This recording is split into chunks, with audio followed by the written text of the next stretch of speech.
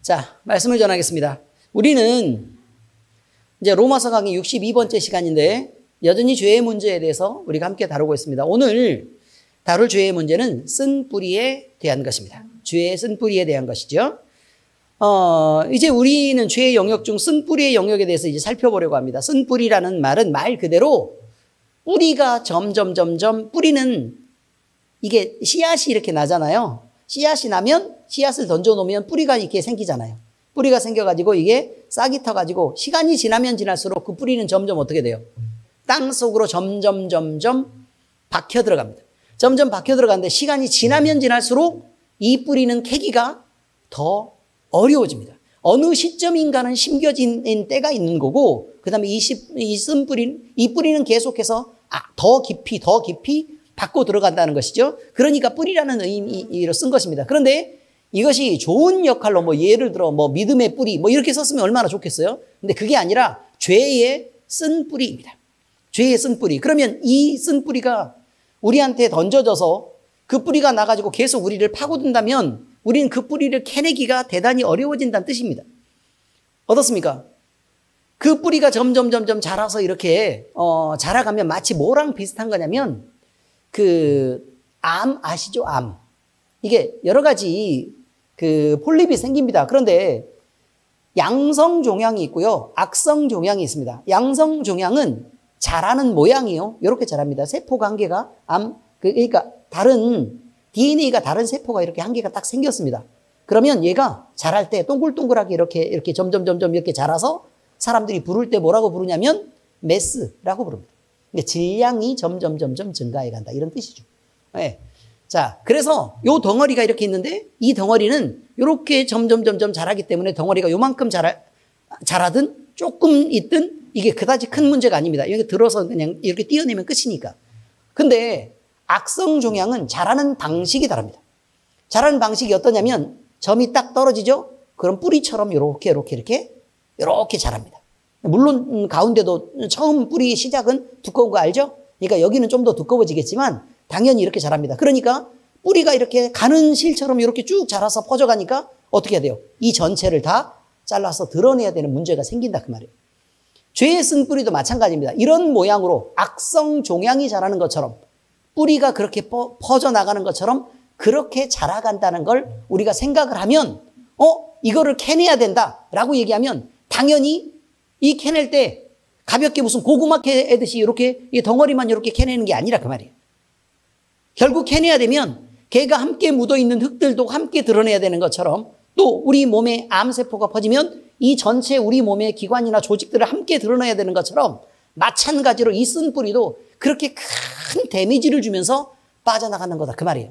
근데 결국 이 문제가 드러냈어도 남아있으면 어떻게 돼요? 그것이 다시 재발을 하죠. 그래서 다시 거기서 새로 시작되는 문제들이 또 생기는 것이고 그 다음에 이것은 또 전이도 됩니다.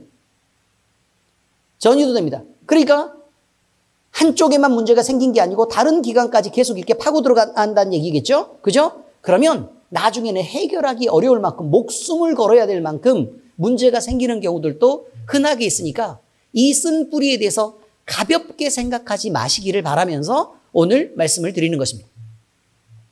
여러분, 쓴 뿌리는요, 말 그대로 자기 안에 뿌리처럼 남아서 점점 자라는 것입니다. 그리고 나를 괴롭힐 뿐만 아니라 문제가 생기면요, 예를 들어 암이 걸리면 나 혼자에게만 문제가 생기는 게 아니죠. 그렇지 않습니까? 그죠? 그러니까 내 몸이 아프면 결국 어떻게 해요? 다른 사람에게 의지해야 되기 때문에 남의 노력이 필요하게 돼요. 그 다음에 내가 아프면 신경질적으로 바뀝니다. 물론 성격이 엄청 좋고 착한 어떤 분은 전혀 안 그렇습니다. 아시죠? 누군지는. 네. 그런데 대부분의 사람들은 몸이 아프면 짜증을 내게 돼 있습니다. 그럼 다른 사람에게 그 분노가 전가가 됩니다. 의미를 이해하시겠죠? 분노가 전가가 됩니다. 그래서 함께 화가 나게 돼 있습니다. 한쪽은 아프다고 얘기를 하고 그런데 문제는 뭐냐면요. 내가 아파서 이렇게 힘들어하는데 넌 왜 나를 도와주지 않아? 라고 얘기하는 나를 왜 배려하지 않아? 라고 화를 내버리면 그러면 아프니까 대의 명분은 누구한테 있어요? 아픈 사람에게 있어서 도와주는 옆 사람들이 다 나쁜 것처럼 보인다는 것입니다. 보이기에는 보여요. 그런데 그 문제의 본질은 누구에게 있는 거냐면 자기에게 있는 거죠. 자기에게 있는 거죠. 누가 쓴 뿌리를 남겨놓으라 그랬습니까? 아니잖아요. 누가 키우라 그랬습니까? 그것도 아니잖아요. 건강관리도 미리 해야 되고, 그 다음에 혹시나 다른 병에 걸리지 않도록 노력해야 되고, 뭐 이런 부분에 대한 책임은 기본적으로 자기에게 있는 것입니다. 그래서 그 문제에 대해서 다른 사람에게도 영향을 주고 관계에도 문제를 주고 결국 그 관계를 유지할 수 없게 되면 그 관계들이 깨져버리게 되는 관계 파괴까지도 가게 되는 것입니다. 이런 모든 문제들이 계속해서 생기는 것입니다. 자, 그런데 이 쓴뿌리를 어떤 사람은 가지고 어떤 사람은 안 가지고 있느냐? 그렇지 않습니다. 이 쓴뿌리는 누구나 가지고 있고 또 그것을 갖고 있지만 본인은 아니라고 얘기해요. 그래서 인정하기가 어려운 것입니다. 그리고 과거 언젠가 자기에게 씨앗이 떨어진 것처럼 심겨진 시점이라는 게 존재합니다. 그 시점이라는 게 존재하는데 언젠가 숨겨졌던 그 쓴뿌리의 영향으로 괴롭힘을 받아요. 왜냐하면 계속 그게 자라가면서 파고 들어가니까. 그런데 놀랍도록 그것을 잊어버리고 마치 그것이 나인 것처럼 생각하게 되는 그런 죄의 영역을 의미하고 있는 것입니다. 그런데 이것은 뽑아내지 않으면 계속 자라게 됩니다. 다른 부분에 영향을 줍니다. 그래서 반드시 뽑아서 해결해야 되는 필요가 늘 있는 것입니다. 그래서 남겨두면 끊임없이 자기도 괴로움을 당하게 됩니다. 주변에까지 말하지 못할 크기와 많은 상처를 남기게 됩니다. 우리는 이 쓴뿌리를 반드시 캐내서 제거해야 하고 이 쓴뿌리가 제거되어야 자기도 온전해지고 자기 가정도 온전해지고 사랑하는 사람들과의 관계도 좋게 만들 수 있다는 것을 우리는 알 때 반드시 이 문제는 우리가 내용을 알아야 되기도 하고 만약에 그 문제가 있으면 적극적으로 나서서 이 문제를 빨리 시간이 하루라도 더 적게 지날 때에 빨리 이 문제를 해결할 수 있도록 해야 됩니다. 왜 그러냐면 계속해서 저는 암세포를 생각을 하게 됩니다. 암세포. 근데 일반적인 암세포들은 자라는데 그냥 쭉 일정한 속도로 자랍니다. 어떤 암은 대부분은 양성종양은 자라는 속도가 좀 느린 거고 물론 그것도 속도의 차이가 있지만 악성종양, 다시 말해서 암세포는 자라는 속도가 양성종양에 비해서 상당히 빠른 편인데 그중에 아주 급성으로 자라고 있는 애들도 있습니다. 대단히 빠른 속도, 최고로 빠른 속도를 가진 애를 저는 봤습니다. 놀랐습니다. 저도. 그 정도로 빠를까? 근데 문제는 뭐냐면 얘네들이 어느 정도 일정한 속도로 계속해서 자라고 있다는 거예요. 자라고 있다가 건강검진을 할 때 조금 이상하다. 그래가지고요. 거기에 있는 그 살점을 이렇게 조금 떼어내가지고 조직을 이게 떼어내가지고 그 조직 검사를 합니다. 그런데 조직이라는 것이 특징이 있습니다. 우리 목포파 예를 들까요? 목포에 곧 가니까 조직이라는 것의 특징이요. 가만히 뒀을 때는 알아서 그렇게 합니다. 근데 갑자기 조직을 누가 건드렸다. 조직 검사를 할 때 어떻게 해요? 그 띄잖아요. 조직을 건드렸다. 그러면 폭발적으로 반응하기 시작합니다. 그래서 갑자기 증식하는 속도가 어마어마한 속도로 빨라집니다. 근데 사람들이 그냥 조직이 이렇게 있으면 거기서 그냥 띄어내고 이렇게 하면 똑같은 속도로 그냥 이렇게 일정하게 그렇게 있겠지라고 상상하지만 절대로 그렇지 않습니다. 조직은 조직 검사를 딱 하려고 그 일부분을 띄어내면 어떻게 된다고요? 속도가 어마무시하게 빨라지기 때문에 그러니까 조직 검사를 만약에 해서 만약에 암이 나오면 하루라도 빨리 가야 됩니다. 어떤 사람은요, 젊은 사람들 중에 이런 일이 많이 생기는데 만약에 영양이 풍부하고 그 몸에 막 이렇게 당뇨도 있고 그런 당이 굉장히 몸에 해로운 거라는 게 바로 그런 거예요. 근데 조직을 띄어내잖아요? 그러면 이제 일기예요. 그러니까 이거는 얼른 수술해서 띄어내면 돼요. 라고 해서 병원에 3주 후에 가서 열어봤더니 말기까지 가 있는 사람도 있어요. 그러니까 조직은 함부로 건드리는 것도 아니다. 목포 갔을 때 얌전히 생활하시기 바랍니다. 혹시나 인상이 거친 사람을 만나든지 근육이 좋은 사람, 문신한 사람 이런 사람을 만나면 어떻게 하시라고요? 공손하게 인사하시고 웬만하면 부딪힐 길에서도 이렇게 옆으로 그리스도인답게 피하시고. 이렇게 해야지. 목포는 여수, 목포, 군산 무서운데. 아시겠죠? 뭐 요즘은 좀 덜 그렇습니다. 그렇지만 우리에게는 형사를 담당하는 변호사도 있고 괜찮습니다. 또 물적 피해가 있으면 또 민사를 담당하시는 변호사도 있고 괜찮습니다. 자, 어쨌든 제거해야 된다는 것입니다. 아시겠죠? 위험한 것입니다. 근데 지금 우리가 이 죄의 문제를 다룬다는 것은, 죄의 문제를 다룬다는 것은요, 미안하지만 조직 검사를 하고 있는 중입니다. 아시겠죠? 그럼 여기서 누구라도 예외가 있을 수는 없다는 것입니다.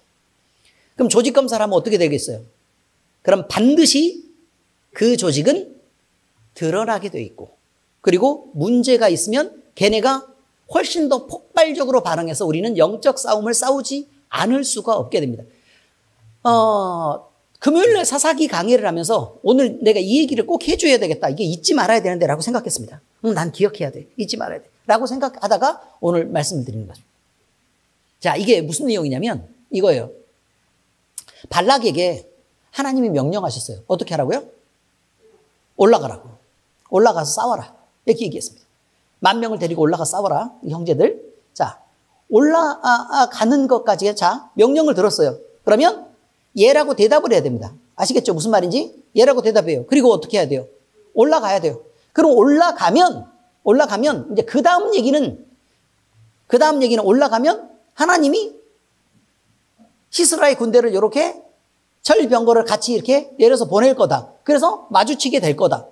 그러면 싸움이 일어나게 될 거다. 그리고 그 군대를 너희 손에 붙일 거다. 그래서 큰 승리를 얻게 될 거다. 라고 지금 얘기를 하죠.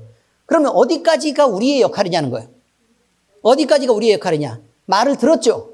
말을 들었으면 예라고 대답하는 것은 우리의 역할입니다. 아시겠죠?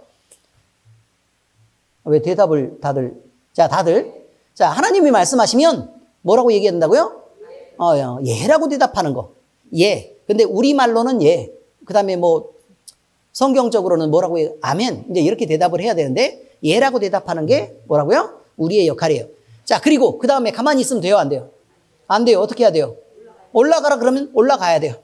올라가야 돼요. 그럼 누구의 역할이에요? 여기까지도? 우리의 역할이에요. 자, 그 다음에 그러면 찾아다녀야 돼요? 가만히 있어도 돼요? 가만히 있어도 돼요. 왜요? 올라오면 싸우려고 올라온 줄 알아요. 그러니까 알아서 시스라의 군대가 온다 그 말이에요. 그 영적인, 자, 우리가 올라가기만 하면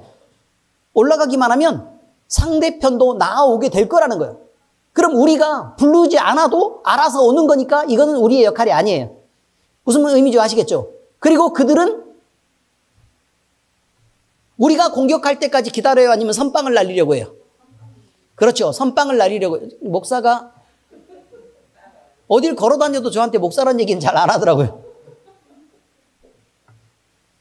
김종철 장로님, 김경수 장로님, 저랑 이렇게 3명이 있었는데 맨 처음에 딱 거래처 사장님이 이렇게 오더니, 컨테이너 사장님이, 미성 컨테이너, 정확하게 말씀드립니다.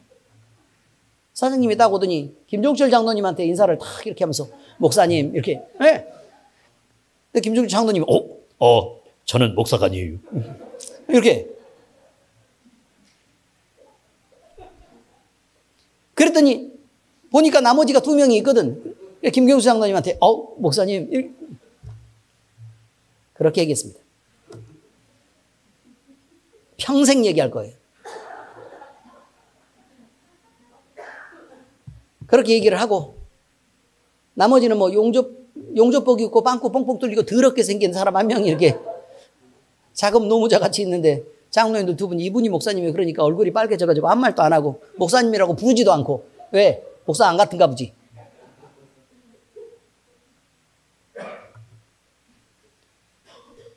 그냥 어딜 가도 그렇습니다. 뭐 하다가 지금 이렇게 됐어요? 설교 어디까지 했어요? 올라가는 것까지 우리의 역할이라는 거예요. 싸우는 거는 우리가 가만히 있어도 그들이 싸움을 걸어올 거라는 거예요. 여기까지 아시겠죠? 그러면 어쩔 수 없이 우리는 눈을 감고서라도 휘두를 수밖에 없고 우연히도 다 죽을 거라는 거예요. 왜? 손에 붙였으니까. 하나님이 그렇게 하실 거라는 거예요. 결국은 뭐 어떻게 정신없이 뭘 하다 보면 이겨 있다는 거예요. 왜? 하나님이 그 승리를 우리에게 주시려고 작정하셨으니까요. 그렇게 될 거라는 거예요. 우리의 역할은 뭐냐면 예라고 대답하는 것과 올라가는 것입니다. 거기까지예요. 우리의 역할은 거기까지라고 말해요. 애써 싸우라고 얘기하잖아요. 자, 그러면 오늘 쓴뿌리에 대한 말씀이 여러분에게 던져졌어요. 분명히 말씀드리지만 박원청정 목사님의 말씀이 아니고 박원청정 목사님을 통해서 하나님이 말씀하시는 거예요. 아시겠죠? 네. 자, 그러면 이렇게 얘기하는 거죠. 이 말씀이 던져졌을 때 이 쓴뿌리를 찾아서 캐내야 된다 라고 얘기했을 때 여러분은 이 쓴뿌리를 찾아야 됩니다 라고 얘기할 때 뭐라고 대답해요? 예 라고 대답하는 거예요. 간단하게 막 믿음이 엄청 있는 것처럼 아멘 할렐루야 그러지 마 할렐루야 이러지 마시고 그냥 예라고 하시면 돼요. 아멘 할렐루야 이렇게 안 해도 된다고. 목사 안 갔죠? 상처가 돼서 하는 얘기예요.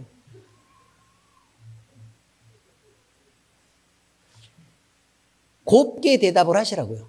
예라고. 그리고 예라고 대답했으면 제발 그걸 지키시라고요.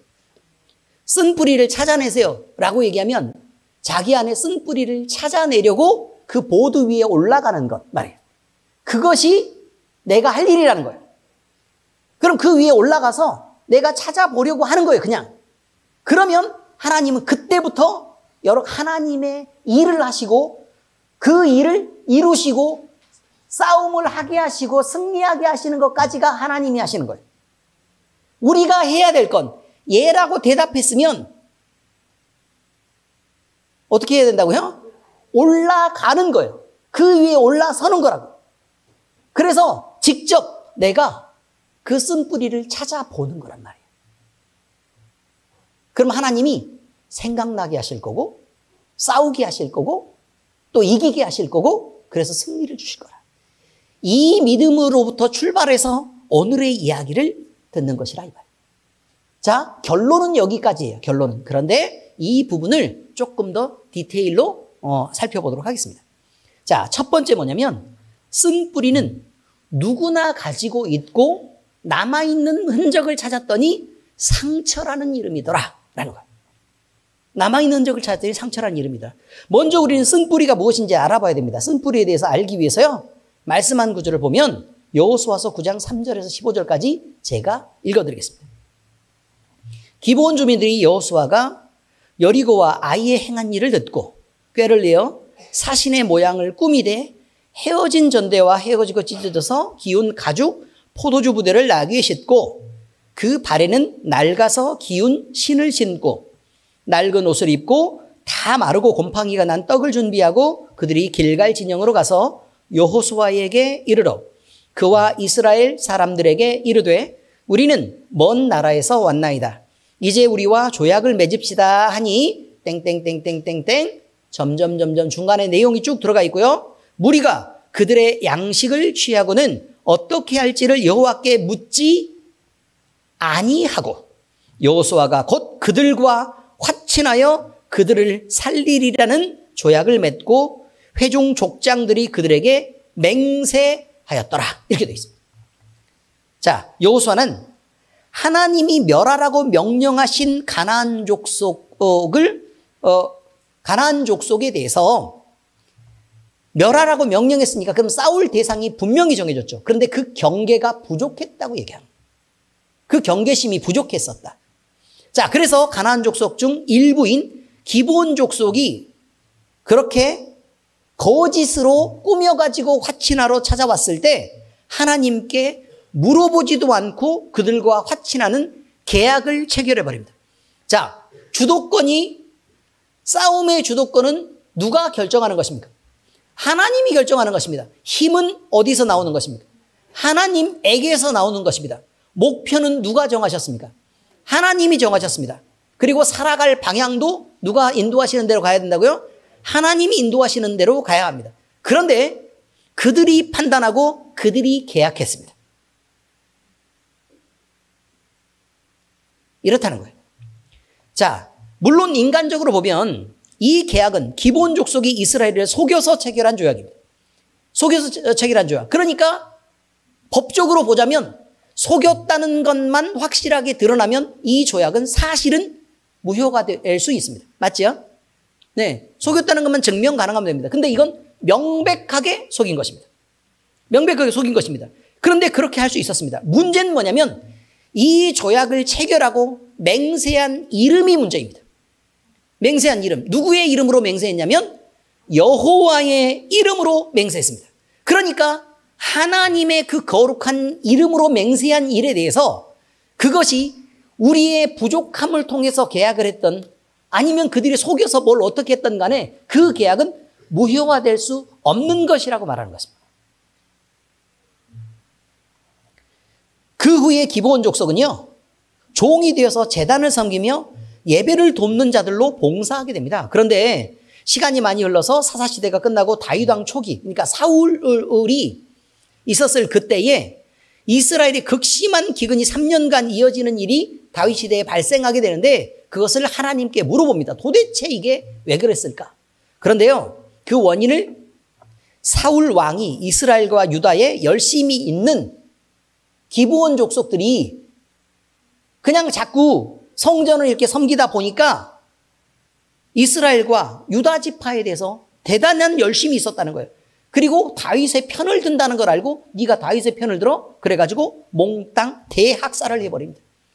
그러니까 근데 그 학살의 명분은 그거요.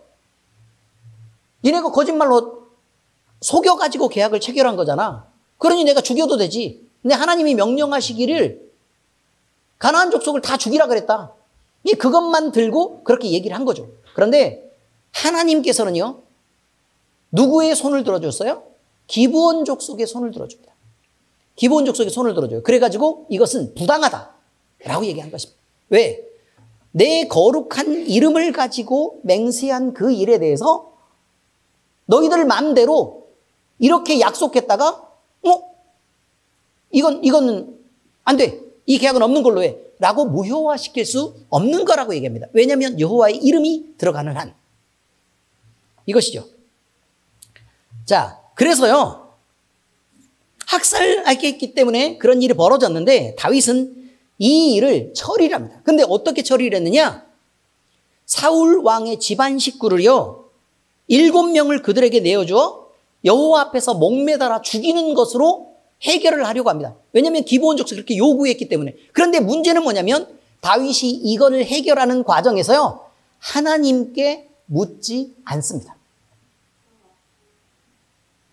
하나님께 묻지 않아서 기브온 족속이 들어오죠. 그렇지 않습니까? 그렇죠? 그래서 문제가 생긴 거예요. 그런데 하나님께 묻지 않고 행동했던 것 때문에 발생한 여러 가지 사건들이 있고 그 사건들의 결과 때문에 문제가 생겼는데 그 일을 처리하는 과정에서도 하나님께 묻지 않았다는 것. 이런 것입니다. 기도하지 않았습니다. 기브온 사람들의 요구만 단지 들어주어서 그것으로 갚으려고 했었다는 것입니다. 자, 이처럼 기브온은 가나안 정복 시작 때부터요, 이스라엘에게 문제가 되었고 이 문제를 하나님의 뜻대로 해결하지 못한 이스라엘은 두고두고 골칫거리를 안고 살게 됐습니다. 기브온뿐만 아니고 다른 가나안 족속들이 남아있었던 정벌하지 않았던 가나안의 나머지 족속들 때문에도 문제가 되었습니다. 자, 이처럼 우리 안에 심겨져서 두고두고 문제를 일으키는 것을 쓴뿌리라고 하고요. 이 모든 것을 찾아서 뽑아내야만 우리는 자유롭고 온전하게 하나님을 섬길 수 있는 것이라 이런 말입니다. 쓴뿌리는요, 남아있는 형태를 보면 주로 사람에게 상처의 형태로 심겨지게 됩니다. 믿는 자든 또 믿지 않는 자든 상처가 없는 사람은 존재하지 않습니다. 이것은 의식으로만 남아있는 게 아니고 무의식 속으로도 우리의 기억이 잊혀져도 그 감정의 선 안에서 그것들이 남아있습니다. 예를 들면 제가 그런 얘기를 한 적이 있습니다. 아내가 남편에 대해서 대단히 큰 오해를 해서 대판 싸워서 난리가 난 적이 있어요. 그래가지고 문제가 아주 크게 됐어요. 그런데 나중에 그래서 이제 이 문제를 해결하기 위해서 서로 이야기를 해보는 거죠. 너무 크게 싸워가지고 막 이렇게 몇 날 며칠 고생을 하다가 이야기를 해보는데 사실 얘기를 해보니까 아내가 남편에 대해서 오해를 한 거란 말이에요. 완전히 오해를 했어요. 근데 오해를 해가지고 그거를 이제 그럼 내가 잘못 알았네. 그리고 나서 풀었어. 시간이 쭉 지났어요. 시간이 쭉 지나고 나면 이게 풀었으니까 그게 문제가 안 돼야 되잖아요. 왜냐면 오해로 발생한 일이니까. 그런데 사람들은 그 일과 사건에 대해서는 대부분 다 기억에서 지워져 버립니다. 그리고 뭐가 남는 거냐면 내가 그때 엄청 기분이 나빴고 그래서 엄청 크게 싸웠는데 뭐 때문에 그랬는지 모르지만 어쨌든 당신 때문에 싸운 거야. 이렇게 생각을 한단 말이에요. 그게 기억에 남습니다. 내가 오해를 해서 이런 일 때문에 내가 오해를 해서 그래서 이런 큰 싸움이 있었고 그래서 그때는 내가 잘못했었는데 라는 생각은 안 하고 뭐만 기억이 남는 거냐면 그때 엄청 싸웠는데 내가 기분이 엄청 나빴어. 그리고 나 억울했어. 당신이 나한테 그러면 안 됐었는데 라는 것이 기억에 남는다 그 말이에요. 이것이 바로 죄의 왜곡입니다. 그러니까 그 상처를 남기는 것이 다른 사람에게만 원인이 있는 게 아닐 수 있다라고 얘기를 하는 거예요. 상처를 남기는 게. 그리고 의식이 아니라 기억에서 지워져 버린 무의식 중에 남았던 그 감정에 대한 상처는 이미 기분이 나빠져 버리면 긁고 파고 피가 났던 그 흔적들은 쉽게 지워지는 게 아니라고 얘기하는 것입니다. 상처는 그대로 두면 안 됩니다. 상처는 곪고 썩어갑니다. 그래서 상처 때문에 더 큰 염증이 생기고 그 결과로 더 큰 아픈 문제들을 발생시킵니다. 상처는 그대로 두면 암이 우리 몸에 작용하는 것처럼 더 큰 문제를 일으킨다는 것입니다. 그런데 문제가 뭐냐면 상처예요. 상처 자체. 자, 아무것도 안 아픈데요. 안 아픈데. 이렇게 만지면 어때요? 안 아프죠? 괜찮습니다. 근데 만약에 여기 상처가 났어요. 그럼 누가 이렇게 만지려고 그러면 손 빼요? 안 빼요? 그렇죠. 뺍니다. 상처는 그런 것입니다. 이것이 무의식의 기억 속에 그렇게 심겨져 있지만 두고두고 아픈 것입니다. 그리고 그 상처에 누가 가까이 접근하려고 합니다. 이것은 내가 아프기 때문에 반사적으로 나를 보호하기 위해서 빼고 감추는 것입니다. 그래서 무의식적으로 반발하게 되고 그 상처에 접근하는 것을 제한하고 꺼리게 됩니다. 그건 남이 문제가 있어서 그런 게 아닙니다. 내게 문제가 있어서 그런 것입니다. 그 상처가 있는 사람에게 문제가 있어서 그런 거라 그 말이에요. 대충 이해가 되십니까? 그래서 상처는 닿으면 내가 아픈 거예요. 내가 아픈 거. 그래서 그것 때문에 접근을 허용하지 않고 또 그것이 밖으로 노출돼서 누구나 쉽게 지나가다가 닿아도 괜찮고 뭐 접촉해도 괜찮은 그런 것으로 여겨지지 않는 것입니다. 그래서 대인관계에서도 결국은 자기 방어 기제를 갖고 나를 감싸게 되고 그래서 남들과의 거리를 두고 벽을 세워서 거리를 멀리하게 하는 그런 이유가 되는 것입니다. 자, 그러면 이 상처에 대해서 조금만 더 자세히 알아보려고 합니다. 상처는 아픕니다. 이게 그 얘기예요. 자, 이제 우리는 이 상처가 어떻게 생기는지 알아볼 것입니다. 성경에서 아담은 에덴 동산을 살고 있을 때 너무 행복했습니다.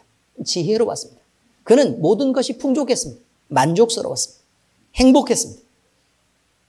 심지어 아담은 이 세상에서 가장 예쁜 여자도 데리고 있었습니다. 왜요? 여자는 한 명이었기 때문입니다.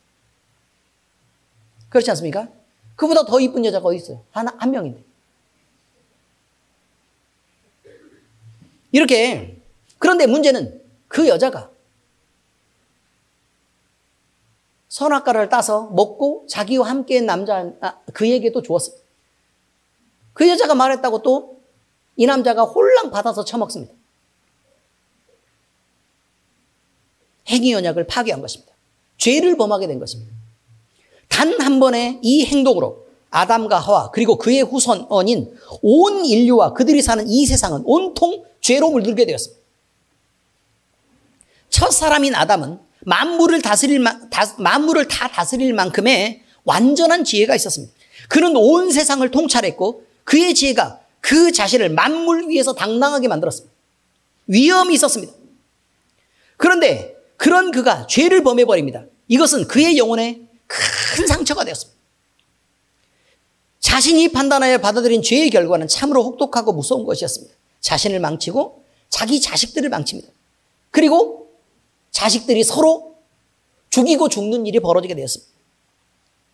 두고두고 그를 괴롭혔습니다. 성경을 보면 하나님의 아들들이 사람의 딸들에게 마음을 빼앗겨 그들을 자기 아내로 삼는데 그렇게 되길 때까지도 하나님의 신은 그들을 떠나지 않았습니다. 그러니까 아담은 죄에 빠져서 죄를 범하고 나서 에덴에서 쫓겨난 상태에서도 하나님과 교제를 할 수 있었음에도 불구하고 성경에는요, 아담에 대한 얘기가 전혀 나오지 않습니다. 930세로 그가 생을 마감했는데 그때까지 무슨 얘기가 아담에 대한 얘기가 나오지 않아요. 그리고 아담이 이 세상을 어른으로서 자식들에 대해서 어떤 영향력을 발휘했다는 얘기도 전혀 등장하지 않아요. 무슨 말이냐면 아담이 자기 때문에 이 세상에 죄가 임하고 서로 싸우게 되고 저주를 받은 사람들이 생겨나게 되고 그런 세상을 아담이 자기 눈으로 바라봤을 거 아닙니까? 그가 지혜로웠기 때문에 이 모든 문제의 근원이 어디에 있었는지 그는 모르지 않았을 것입니다. 그러니 자식들에게 묘는 서겠습니까? 또 자식들도 하나님의 지혜가 있었는데 그들이 아담을 인정은 하겠습니까? 누구 때문이라는 걸 뻔히 아는데. 그래요, 안 그래요? 그렇죠. 그러니까 아담의 마음속에 하나님을 이 좋은 에덴에서 모든 것을 다 망쳐버리고 하나님과의 관계를 깨버린 그 아담이 가지는 그 마음속의 상처는 어마어마한 것이었을 거다. 이렇게 쉽게 생각할 수 있습니다. 여러분, 아담은요, 하나님을 예배한 흔적도 없습니다. 그는 하나님을 알지만 하나님의 낯을 피해 살았고 그것은 그의 죄와 상처 때문이었습니다. 많이 아팠겠죠. 이 상처, 즉 죄의 쓴뿌리는 남이 만들어준 것이 아닙니다. 자신이 선택하고 받아들여 행동한 결과가 자기를 찢는 것이고 그 상처가 두고두고 자기를 아프게 한 것이고 또 그것을 해결하지 못한 아담은 큰 괴로움 속에서 평생을 살 수밖에 없었다는 것입니다. 그의 인생이 길면 길수록 힘든 것입니다. 그래서 하나님이 그에게 선한 결과인 선물로 죽음을 준 것입니다. 이스라엘 민족이 가나안 땅에서 입성할 때 누가 기브온 민족을 받아들이라고 했던 것이 아닙니다. 평생 이스라엘이 어떻게 그 전에 살고 있었어요? 애굽 땅에서. 그들은 심한 노역을 하면서 종처럼 살고 있었습니다. 아주 죽을 것처럼 힘이 들었습니다. 그런데 그들을 하나님이 이끌어내서 광야를 돌게 하시고 그리고 요단을 건너서 이스라엘 팔레스타인 땅에 젖과 꿀이 흐르는 땅에 정착을 시켰습니다. 그런데 맨날 종으로 살다가 그 다음에 광야를 헤매고 사막에서 40년간 빙글빙글 돌고 그렇게 해서 가나안 땅에 와서 전쟁을 했는데 갑자기 막 하나님이 전쟁을 이기게 해주시는 거예요. 그럼 기분이 좋아요, 안 좋아요? 너무 기분이 좋고 흥분이 되죠. 그런데 가나안 땅을 딱 정벌을 하고 막 이랬는데 전쟁에서 승리에 들떠있는 그런 마음이 분명히 있었을 건데 문제는 뭐냐면 기브온 족속이 거짓골을 하고 와가지고 뭐라고 얘기를 하냐면 우리는 먼 데서 이렇게 왔는데 우리가 평생 동안 우리와 우리의 자손들은 당신에게 종이 되고 당신들을 섬길 것이다. 그러니 우리를 좀 받아달라 라고 얘기를 하니까 그럼 그때의 생각을 떠나서요 그들의 감정은 어땠을까 이 말이에요. 생각을 잘 한번 해보세요. 그냥 그 느낌을 잘 생각해 보셔야 된다고요. 기브온 족속이 왔을 때 종이 되겠다고 왔을 때 느낌이 어떻겠어요? 난 맨날 종으로 살았는데 갑자기 우리가 막 당당하게 되고 막 전쟁에 이기고 막 그래서 막 이렇게 돼서 막 어마무시하게 막 이게 어깨에 막 뽕 들어가고 이게 이렇게 돼 있는 상태란 말이에요. 근데 와서 누가 종이 되겠다고 와서 무릎을 꿇고 살살 빌어요. 느낌이 어떨까요? 기분이가, 이해하시죠? 무슨 말인지? 기분이가 그랬을 것입니다. 그래서 하나님께 묻지도 않고 받아들인 것입니다. 하와가 이는 내 뼈 중에 뼈요 살 중에 살이로다. 그럼 이뻐 보였어요? 안 이뻐 보였어요? 아담에게. 그냥 이뻐 보였을까요? 아니면 눈에 넣어도 안 아팠을까요? 아프긴 아프죠. 눈에 넣는데 어떻게 안 아플 수가 있어요? 그럴 것처럼 보였을 거란 얘기예요. 이 얘기 되시죠? 그럴 것처럼 보였을 거다. 문제는 뭐냐면, 아니 그렇게 이는 내 뼈 중에 뼈요 살 중에 살이로다 이렇게 해가지고 맨날 품고 끌고 이렇게 예? 그렇게 사랑하는 여인이 사과가 아니고 선악과를 이렇게 이쁘게 닦아가지고 먹음직도 하고 보암직도 하고 그렇게 아름다운 과일을 자기도 먹고 남편한테도 처먹이고 이렇게 하니까 병신이 분별 못하고 어떻게 했다고요? 홀랑 받아서 처먹었다. 이런 얘기가 지금 성경에 나와 있다 이 말이에요. 여러분, 그 사랑하는 여인이 이쁜 모습을 하고 웃으면서 나에게 과일을 내밀었을 때, 자, 한 입만 먹어봐요 라고 했을 때 아담의 기분은 어떻겠습니까?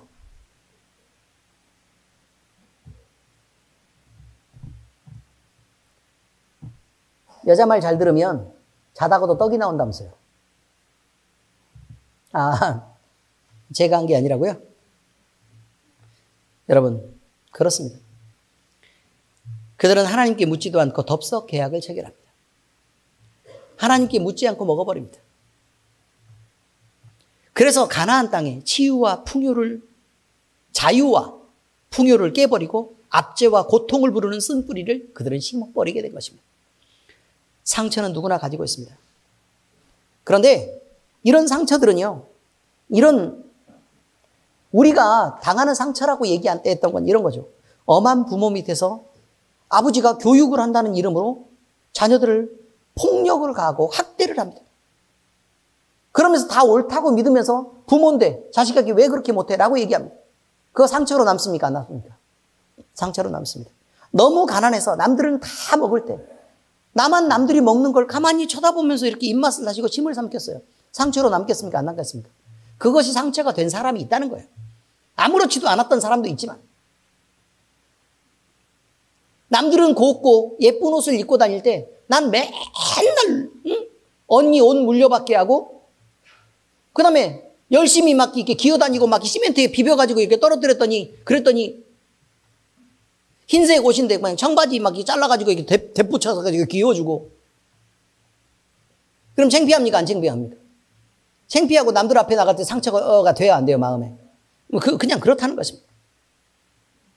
성폭력을 당한 사람들, 그런 여인은 남자들을 쉽게 사귀지 못합니다. 그렇지 않습니까? 나를 사랑한다는 사람이 있어도 일단은 거부하게 됩니다. 왜 그렇습니까? 상처에 접근하는 것을 허용할 수 없기 때문에 그렇습니다.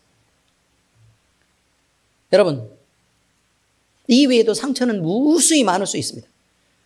자, 이것은요, 공통적으로 사람의 의식에도 남게 되겠지만 그 의식이 지워진다고 해도 무의식 속에 남아서 지속적으로 고통을 준다는 특징이 있습니다.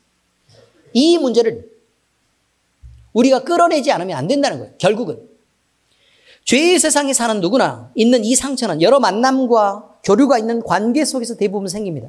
인간은 죄로 인해서 자기 중심적이고 자기 고집을 내세우며 자기의 왜곡을 정당화하려는 경향이 있습니다. 모두 다 사람이 자기 이 생각이 맞다고 말하고 나를 중심으로 움직여야 된다고 생각하고 내가 존중받아야 된다고 생각하는 것입니다. 그렇기 때문에 내 말이 옳고 내 생각이 옳으며 나를 존중하고 나를 사랑해야 하고 또 내 마음대로 하도록 제발 내버려두라고 얘기합니다. 애들은 공부를 안 하면서도 공부 좀 하라 그러면 문 꽝 닫고 들어가서 제발 좀 가만히 냅두라고 얘기합니다. 그렇지 않습니까? 뭐 좀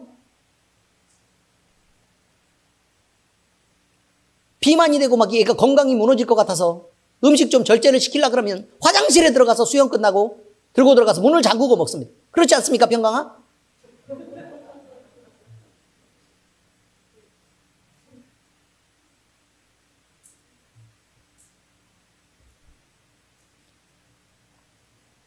제발 나를 내버려두라고 말합니다. 맨날 술을 마시고 들어오는데 건강을 위해서도 그만 마셔야죠 라고 하면 그 소리를 듣기가 그렇게 싫습니다. 나쁜 친구들, 별로 도움도 안 되는 사람들하고 자꾸 어울려 나가면서 돈만 쓰고 다니니까 아내가 얘기를 합니다. 아유, 그래도 당신이 그리스도인이고 또 교회를 다니는 거룩한 성도인데 성경은 못 읽을지언정 밖에 나가서 자꾸 그러고 다니면 은혜도 안 되고 덕도 안 되고 그러니 조금 행동을 좀 바꿔보죠 라고 얘기를 하면 여자가 뭘 안다고 밖에 나와서 사회생활하는 남편한테 그렇게 여자도 사회생활 합니다 여러분. 그렇지 않습니까? 내가 볼 때 우리 교회는 여자가 사회생활 더 많이 하고 있어요 지금. 그렇습니다. 여러분 이런 자기 애는 남과 부딪힐 때 내가 옳다고 주장하고 나를 건드리지 말라고 하는 것은 남을 찌르는 것이라는 걸 왜 모르냐는 것입니다. 다시 말할까요? 내가 옳다고 주장해서 내가 말을 하면서 이것이 옳아라고 주장할 때 그것을 듣는 다른 사람이 상처가 된다는 건 왜 모르냔 말이에요. 그렇게까지 멍청하냐고.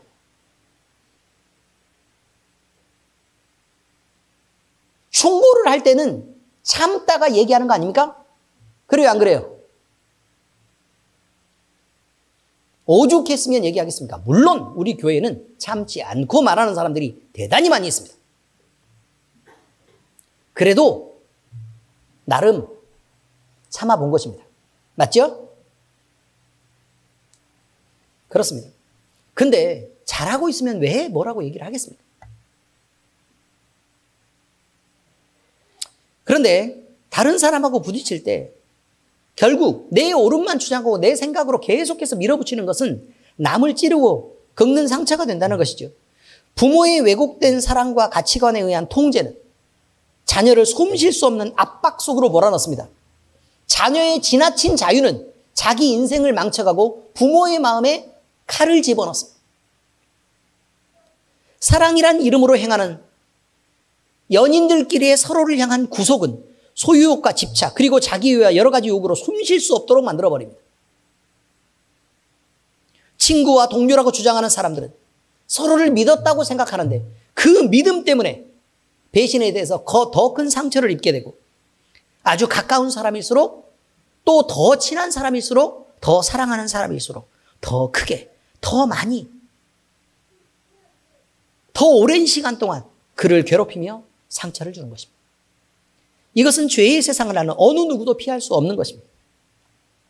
이 모든 상처의 근본은요, 하나님을 잃어버린 영혼이 갖는 상실감입니다. 무슨 말이냐면 하나님을 잃어버리고 무엇인가 절제적인 기준이 있어야 되는데 자기를 기준으로 삼는 것 때문에 생기는 문제들이라 이런 말이에요. 하나님을 잃어버리면 그 빈자리에 누군가가 채워져야 되는데 그 채우는 거를 하필 능력도 없고 재주도 없고 지혜도 없고 실력도 없는 내가 그 자리를 채우는 것 때문에 너무 불편하게 된 것입니다. 그리고 결과도 좋지 않게 된 것입니다. 하나님을 배신한 인간은 영생을 잃어버리고 죄의 세상으로 쫓겨났습니다. 그거 역시 상처입니다. 그래서 죄인으로 살며 부끄러움과 수치, 무서움과 공포, 더러움과 두려움 속에 살다가 결국은 병들고 아프고 또 늙어서 죽을 수밖에 없는 그런 존재로 살 수밖에 없습니다. 상처입니다. 상처는 마음을 닫게 합니다. 상처는 담을 쌓고 방어 기제를 만들며 상처는 불신과 불화와 이기심을 만들었습니다. 왜냐하면 내가 나를 지키지 않으면 안 되기 때문에 그렇습니다. 그래서 모두 외롭고 또 힘들고 모두 아픕니다. 여러분, 사람이요. 그래서 우리는 이걸 생각해야 됩니다. 첫 번째는 상처를 두 가지로 구분하셔야 합니다. 그 첫 번째 상처는 뭐냐면 우리는 무조건 내가 당한 상처만 계속해서 끌어내서 회개하려고 하는데 진짜 문제는요, 내가 준 상처에 대한 것을 찾아내야 된다는 거예요. 내가 준 상처. 이게 훨씬 큰 것입니다. 내가 준 상처. 그럼 내가 남에게 이러이러한 상처를 주었다면 그것을 해결할 때요, 이상하게 내가 받은 상처가 치유가 됩니다. 내가 남에게 어떻게 하고, 내가 남에게 어떻게 모질게 하고, 내가 못되게 하고, 그때 내가 그랬다는 거예요. 그때 내가. 지금은 아닐 거죠. 지금은 그리스도인이 되어서 우리가 변화됐으니까 지금은 아닐지도 모른다. 아닐지도 모르지만 그때 나는 너무 어렸고, 그때 나는 너무 불안했고, 그때 나는 너무 가난했고, 그래서 그때 나는 너무 모질어서 내가 사랑하는 사람, 내 가까이 있는 사람에게 이렇게 말할 수밖에 없었고 이렇게 행동할 수밖에 없었는데, 그래서 줄 수밖에 없었던 그 상처들을 끌어내야 된다는 거예요. 남에게 준 상처들 말이에요. 그래서 그걸 끌어내서 회개하셔야 된다는 거예요. 일일이 다 끌어내서. 이게 굉장히 중요한 것입니다. 그리고 또 한 가지는 내가 받은 상처들이 있을 거 아닙니까? 내가 받은 상처는 그를 용서하는 것으로부터 시작하는 것입니다. 상처를 준 어떤 사람이 있어요. 그런데 내가 이미 그때의 내가 아니잖아요. 지금의 나는 뭐예요? 그리스도인이죠. 지금의 나는 뭐라고요? 그리스도인이죠. 그때는 내 마음에 입었던 상처도 있고 내 몸에 입은 상처도 분명히 있었을 것입니다. 그런데요, 성경을 보니까 내가 죽었대요. 이해되셨습니까? 그럼 그때 그 마음을 품었던 나는 어떻게 됐다고요? 죽었는데 무슨 상관이 있어요? 죽었는데. 그때 그 몸은 어떻게 된 거라고요? 죽었다고요. 이해되셨습니까? 이미 죽었어요. 우리가 그리스도인 되었으면 내 안에 그리스도가 사시는 거예요. 그러니 이제 그리스도인이라는 마음으로 그때 내가 어리고 약해서 당했었던 그 상처들에 대해서 그때 나한테 왜 그랬어? 라고 말하지 말고, 아유, 그때는 그 사람들도 아팠겠지. 그때는 그 사람들도 약했겠지. 그때는 모질었겠지. 하나님을 잃어버리고 그렇게 공격할 수밖에 없는 그 사람이 얼마나 안 되고 불쌍해. 이렇게 가셔야 돼요. 그리고 그를 용서해야 돼요. 예수 그리스도의 이름으로 용서하는 것입니다. 용서하고 나면 그때부터는 이것이 상처가 치유가 됩니다. 문제가 뭐냐면요, 요즘에요, 긍정화 프로그램이라는 게 있어요. 그래서 상처를 준 사람이 있고 상처를 받은 사람이 있고, 그러니까 며느리하고 시어머니 둘을 불러놔. 시어머니한테 받은 상처를 모두 얘기하시오. 그리고 며느리가 시어머니 어떻게 따다다다 해서 시어머니니까 시자가 들어가니까 셀라 그러니까 116가지를 다 셌다 그만. 그럼 시어머니는 가만히 듣고 있다가 울먹울먹 이렇게 하면서, 나는 너를 그렇게 생각해서 그렇게 한 것도 아닌데 네가 그렇게까지 나한테 앙심을 품고 그렇게 살았었냐? 그걸 지적하면서요, 나는 치유가 돼서 속이 시원할지 모르지만 여러분, 시어머니는요 난도질을 당하고 있는 거예요. 갖은 창피를 무릅쓰고. 의미를 이해하시겠습니까? 여러분, 복음은 누구를 죽이면서 나를 살리는 일이 아니에요. 누구를 죽여야 내가 사는 게 아니라고. 내가 용서함으로 그를 살려내고. 왜냐면 우린 용서할 수 있으니까. 그리고 용서를 하면서 나도 사는 거. 같이 사는 게 복음이지. 어떻게 나 혼자 살아나는 게 복음이에요. 남의 보트를 뺏어서 바닷속으로 밀어놓고 내가 그 보트를 가지면서 살아나는 그것을 복음이라고 얘기한다고요? 누가 그렇게 얘기했습니까? 그런 용서는 없는 것입니다. 그런 치유도 없는 것입니다. 이제 성경 말씀 적용하겠습니다. 예수 그리스도의 이름의 능력으로 회복을 선포합니다. 우리는 예수님을 믿음으로 유일한 회복의 기회를 얻게 됐습니다. 이 방법 외에는 없는 것입니다. 이 능력 외에는 없는 것입니다. 상처는 아프니까 제발 좀 건드리지 말라고 얘기합니다. 그래서 우리가 접근할 수 없도록 우리 자신도 우리를 막았습니다. 남들도 접근하지 못하게 합니다. 제발 그만둬. 내 상처 끌어내지 마. 왜 그 아픈 걸 계속 끌어내려고 그래? 라고 말할 것입니다. 그런데 그것이 남겨져 있으면 여전히 우리는 아플 것이고 여전히 우리는 괴로움을 당할 것입니다. 이런 거하고 똑같습니다. 손에 가시가 박혀 있습니다. 가시가 박혀 있습니다. 그런데 그 가시가 박혀 있는데 이것을 안 건드리면 안 아픈 거예요. 이해되셨죠? 무슨 말인지? 안 건드리면 안 아파요. 그래서 그냥 조심해서 이렇게 하는데 누가 이거를 빼주려고 그러면 너무 아파. 건드리지 말라고. 이렇게 되는 거예요. 이해가 되세요? 이제 무슨 말인지? 그러나 아파도 빼야 합니다. 그래서 치료가 돼야 자유롭게 이 손을 사용할 수 있습니다. 그 상처 때문에 우리는 여전히 사랑하고 아끼는 사람들과 자유로운 소통을 하는 게 만약에 막힌다면 그거 빼내면 사랑하는 사람들과 손을 잡을 수 있습니다. 사랑하는 사람과 얼굴을 마주 볼 수 있고 사랑하는 사람들과 따뜻한 눈빛을 교환할 수 있고 대화를 할 수 있고 아끼고 끌어안아 줄 수 있고 다독거려 줄 수 있습니다. 중요한 것입니다. 사랑하는 사람을 찌르고 상처를 남기는 일을 멈춰야 된다는 것입니다. 그러므로 상처는 숨기고 감추는 것이 아니라 드러내고 치료하는 것입니다. 그래야 우리는 온전히 건강하고 행복해질 수 있습니다. 자, 이제 해결의 방법을 얘기합니다. 우리는 각자의 회복을 위해 이렇게 따라해 보시기를 권해드립니다. 먼저 가슴에 손을 얹으시기 바랍니다. 그리고 상처를 위해서 우리는 보드 위에 우리를 올려놓는 것입니다. 시간을 뒤로 거슬러 가며 내 기억 속에 있는 상처들을 꺼내보시기 바랍니다. 우리 주변에 있는 가까운 사람들 모두를 한 명씩 끌어내는 거예요. 그리고 우리가 지내왔던 많은 시간들, 그 시간들 속에서 내가 당해왔던 것들, 또 관계 속에서 있었던 많은 것들을 다 꺼내는 것입니다. 그리고 하나씩 더듬어 생각하면서 그냥 하면 잊어버리니까 하나씩 적어 나가보는 것입니다. 그리고 나서 이것이 나에게 있는 문제여서 내가 남에게 상처를 주는 일이었었던가, 아니면 일방적으로 나는 아무 잘못도 없는데 아무런 원인도 없는데 내가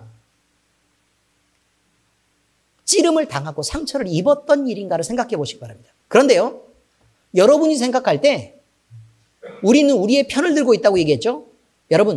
여러분이 생각할 때 1%의 원인이 있다고 생각을 한다면, 여러분에게 1% 정도의 원인이 있을 수 있다고 생각하면 여러분이 그 상처에 미친 영향은 50%입니다. 반이에요. 아시겠습니까? 다시 말씀드립니다.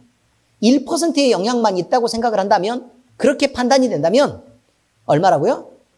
50%예요. 거기서부터 출발하는 것입니다. 그럼 2%는 얼마예요? 아니요. 51%입니다. 아시겠죠? 그렇죠? 만약에 반 정도 나한테 책임이 있다고 생각하면 얼마예요? 그때가 100%입니다. 이해되셨죠? 그러면 내가 4분의 1 정도, 25%의 원인이 있다 그러면 내 잘못은 몇 퍼센트 정도라고요? 75%. 대충 이제 계산이 되네. 문과들이 또 빠르네. 됐죠? 30% 원인이라면 얼마라고요? 그래, 80%라 그 말이에요. 잘했어요. 자, 자기를 칭찬해 주세요. 이렇게. 그렇습니다. 다시 말합니다. 1%는 얼마라고요? 내 잘못이 51%입니다. 전혀 잘못이 없다라고 생각하면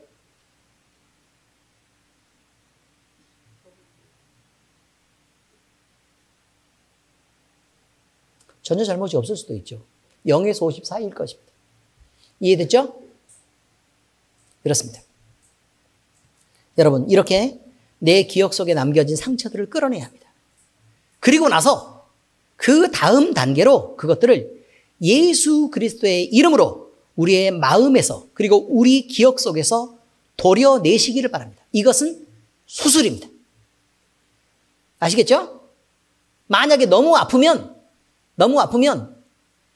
마음에 손을 얹고 예수님을 함께 붙잡으세요. 이게 마취 같은 거예요. 알았죠? 수술을 하려면 뭐 해야 되니까? 너무 아픈 거는 마취해야 되니까. 예수님 붙잡으면요, 어느 정도 마취가 돼 있어요. 괜찮습니다. 할만해요. 이해되셨죠? 그리고 만약에 마취도 좀 약하다. 그러면 좀 더 세야 되죠. 그죠? 그럼 찬송가도 틀어놓고 기도도 하고 또 예수님 붙잡고 또 이렇게 가는 것입니다. 괜찮습니다. 자, 그리고 그런데 어떤 상처는요, 너무 괴로워서 생각도 하기 힘들고 또 그걸 꺼내는 것도 너무 힘들고 지금까지도 너무 많이 복잡하고 너무 힘들게 꼬여있는 문제가 있을 수 있다 그 말이에요. 여러분, 끈을 풀 때 어떻게 하는 게 제일 간단한 거냐면 잘 들으셔야 돼요. 그대로 풀라 그러면 힘이 들 수 있어요. 그대로 풀려면 힘이 들 수 있어요. 그런데 끈을 이렇게 당기면, 조여지는 게 아니라면 이렇게 당기면 끈이 일자로 이렇게 보입니다. 아시겠죠? 그러면 그거를 일자 끝에 가가지고 이렇게 빼면 돼요. 그러면 그만큼은 풀려있게 됩니다. 이게 바르게 되면 풀려있게 돼요. 꼬여있는 데 갖다가 이렇게 찾아가지고 풀려고 하면 어려우니까 어떻게 하면 된다고요? 조금 당겨요. 당기면 반듯한 부분이 생기죠? 그럼 그 부분을 풀면 된다 그 말이에요. 여기까지 이해가 되셨죠?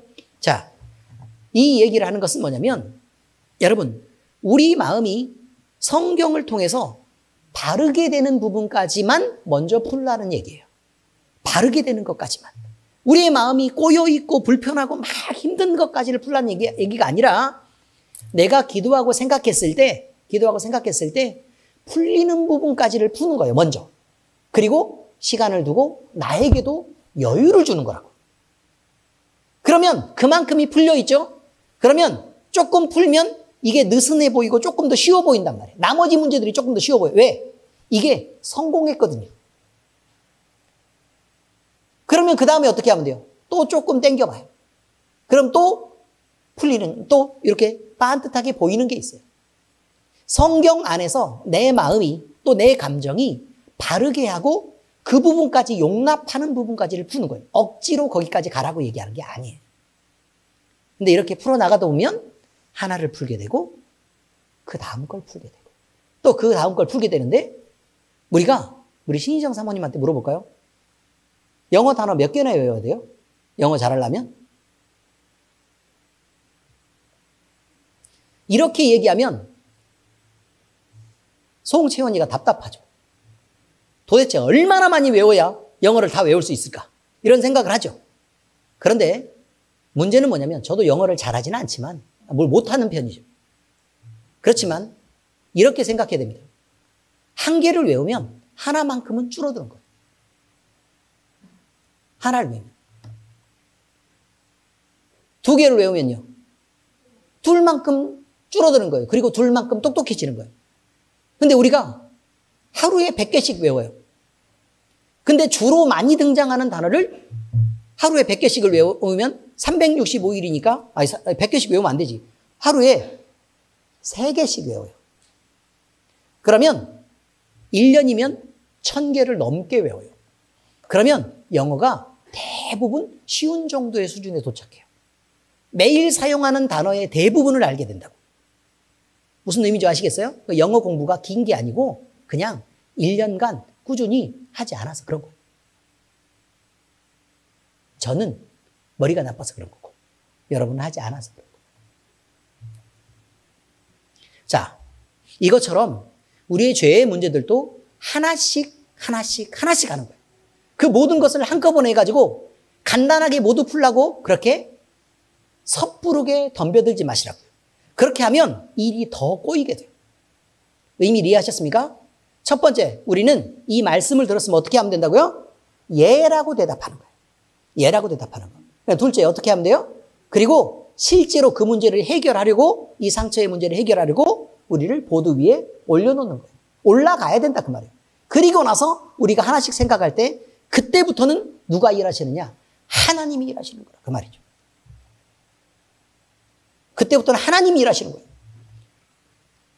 처음 시작할 때는 많이 꼬여 있을 거예요. 많이 섞여 있고 많이 복잡해요. 근데 문제는 시간이 좀 지나죠? 그러면 하나가 해결되어 있고 두 개가 해결되어 있고 세 개가 해결되어 있는 여러분을 발견하게 될 거예요. 그러면 여러분은 점점 마음의 평화를 얻게 될 거고 그리고 회복이 된 것은 이제 마음에서는요, 기억도 나지 않고 깔끔하게 지워져 버리게 돼요. 예수 그리스도의 이름으로 이런 회복을 여러분이 모두 얻으시기를 축복합니다. 또 한 가지 다른 문제가 있을 수 있어요. 인간적으로 나를 중심으로만 생각하지 말고 하나님을 외면하고 배신했던 시간들이 있을 거예요. 그래서 우리의 영혼이 상처를 받고 그 영혼이 하나님 앞에서 망가져서 마음대로 죄의 세상 속에서 막 헤매면서 이렇게 칼을 휘두르면서 살았던 그런 시간들이 있었을 거라 그 말이에요. 반드시 이 상처도 치료하셔야 돼요. 이 영혼의 상처를 치료하셔야 된다고요. 이것 역시 생각하고 또 도려내고 치유를 선포하고 그래서 온전한 그리스도인으로 서는 회복을 여러분이 모두 이루시기를 예수 그리스도의 이름으로 축복합니다. 기도하겠습니다. 하나님 아버지, 우리에게는 쓴 뿌리들이 있는데 이 쓴 뿌리가 우리를 두고두고 괴롭혀서 우리 속을 파고 들어갑니다. 아버지 하나님, 그것 때문에 우리는 아프고 다치고 몸이 제 기능을 발휘할 수 없게 되는, 그리고 우리의 영혼이 점점 어둠 속으로 끌려가는 모습들을 우리는 보게 됩니다. 여러분, 많은 여러분들이 우리 하나님을 구하고 또 많은 사람들이 우리 주의 능력을 힘입어서 이 모든 상처들을 치료하고 이 쓴 뿌리들을 캐내기를 우리 하나님 앞에 소원합니다. 우리 주님께서 이 모든 일을 가능하게 하시고 우리가 예수 그리스도의 이름으로 치료를 선포할 때 먼저 예라고 대답하고 그 다음에 반드시 우리 자신을 보드 위에 올려놓아서 상처를 치료하는 이 일들을 우리가 지금 시작할 수 있게 하시고 또 우리를 회복을 주시는 하나님을 반드시 만나게 하시고 그래서 온전한 그리스도인으로 새롭게 다시 태어날 수 있는 은혜를 우리에게 허락하여 주시옵소서. 우리에게 주님을 만나서 얻을 수 있는 참된 만족과 행복이 우리를 가득 채우게 하시옵소서. 살아계신 우리 주 예수 그리스도의 이름으로 감사하며 기도합니다. 아멘.